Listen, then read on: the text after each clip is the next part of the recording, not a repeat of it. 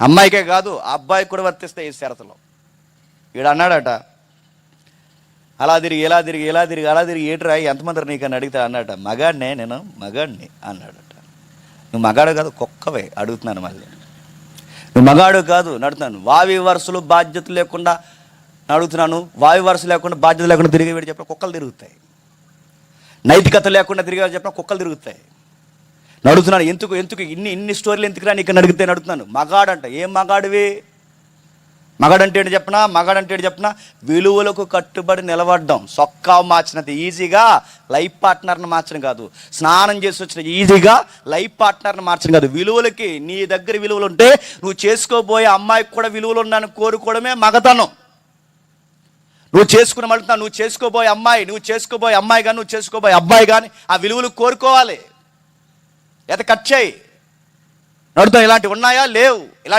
లేవు.